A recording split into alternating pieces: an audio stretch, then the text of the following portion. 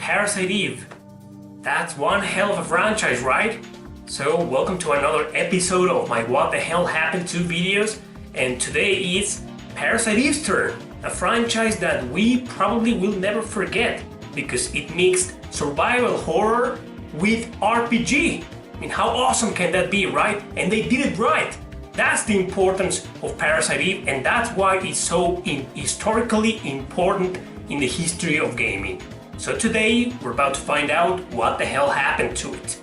And well, I don't have any Parasite Eve games with me, physical copies I mean, because, I am not exactly a survival horror collector. I don't collect those games. I mean, why would I do that? I'm more of an RPG guy, right? So, nothing to see, guys, here. Nothing to see.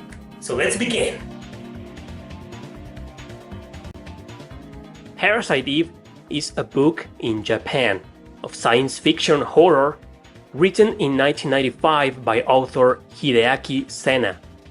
It was the first novel he ever wrote and actually won an award with it. Sena is not his real name though, that's just a pen name, just like mine actually. His real name is Suzuki. The book tells the story of how mitochondria were originally separate organisms and therefore they were able to create an intelligent life form called Eve.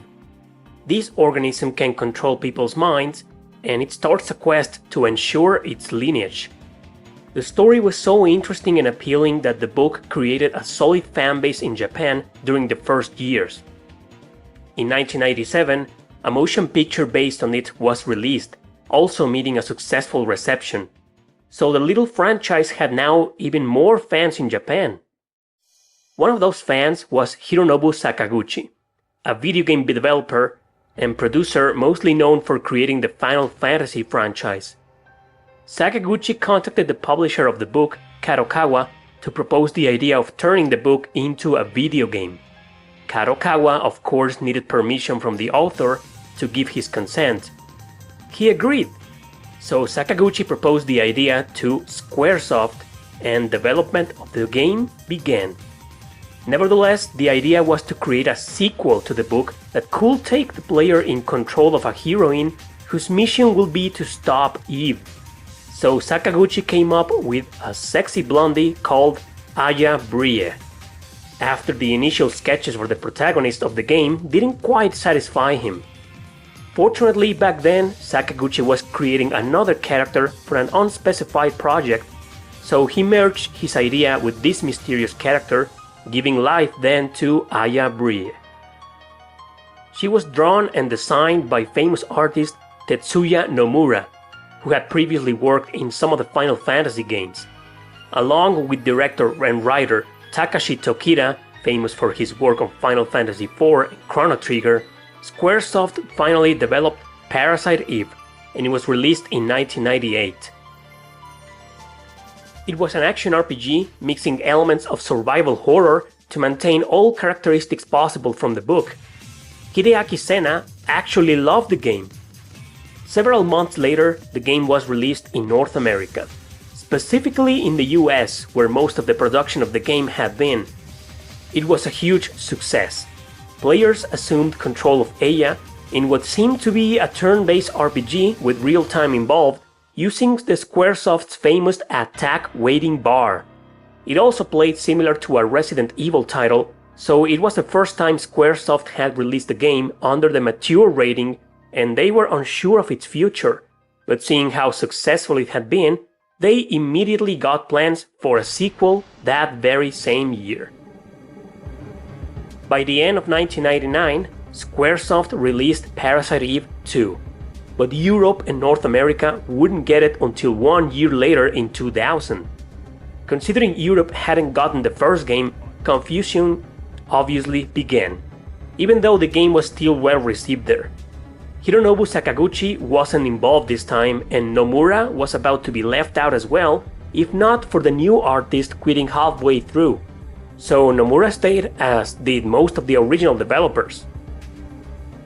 But another key figure, Takashi Tokita, was also gone. The game was now written and directed by Kenichi Iwao, who had been the writer of the first Resident Evil. So now the game was more survival horror than action RPG. but it still maintained several original mechanics from the first Parasite Eve. However, things felt slower, with less originality than before, and difficulty spikes that fans did not like. Although it received mostly positive reviews, its success hadn't been as big as the first game. But in any case, no more sequels had been planned, and this was to be the second and final Parasite Eve game with a conclusive story at the end.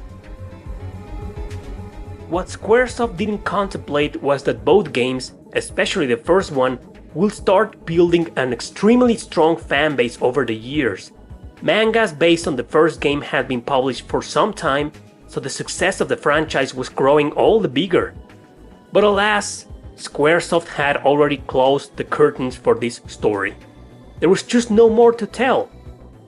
But there was someone out there who did listen to the fans, who was more of a fan than a designer of Aya Brie, and that was Tetsuya Nomura. Over the years, he had grown relentless over this particular topic, but Square, now fused with Enix, will choose not support him.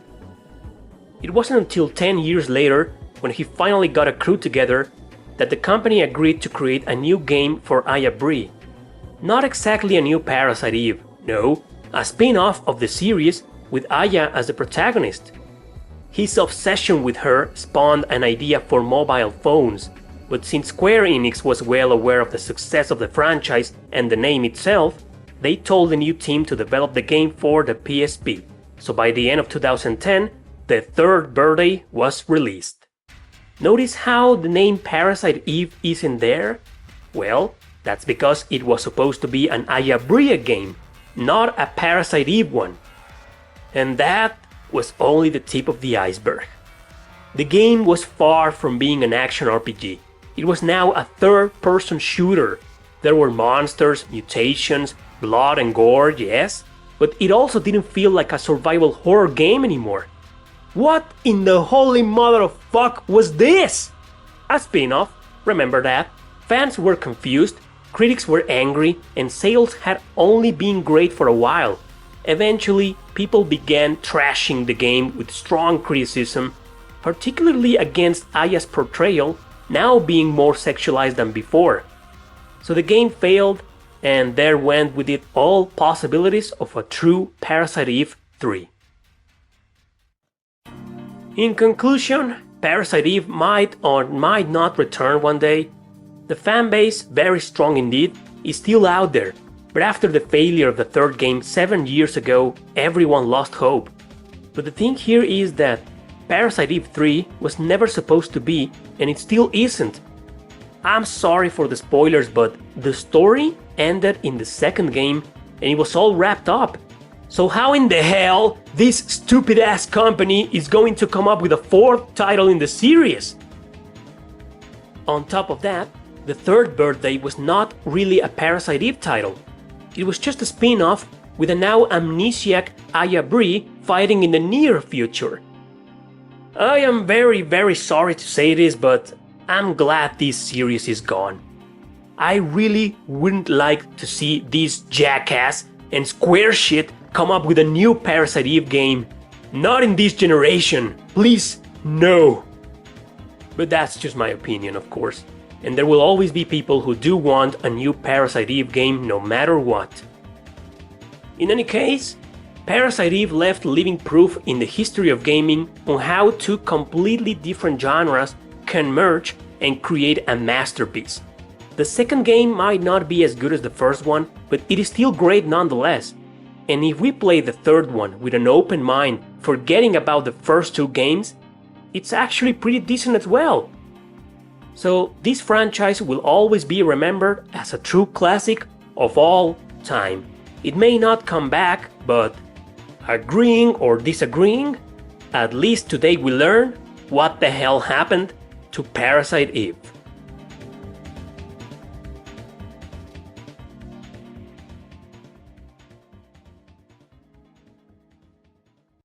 There are many theories out there on what exactly happened to it, but to me it's pretty clear. I mean, it's still only my opinion, it's subjective. You can come and share your own thoughts, your own opinion on the matter, or if you know something that I don't, please feel free to share in the comment section below. I always appreciate when somebody comes up to my channel, to these videos, and tells some little piece of information that I missed or that I didn't know, so other people can know about them. So going back, it's still my opinion, but to me it's pretty clear what happened to Parasite Eve. There was never supposed to be a third game. They only planned 2 games and that was it. Why make a third one if their story ended? It would have been obviously a spin-off, and that's exactly what happened. Did this spin-off work? No, it did not. So that's it, guys. That's it for today's episode of What the Hell Happened To. And thanks for watching. Don't forget to subscribe, share your opinion, share your own little pieces of information and investigation below. I'll read it and we can discuss it as usual. See you next time.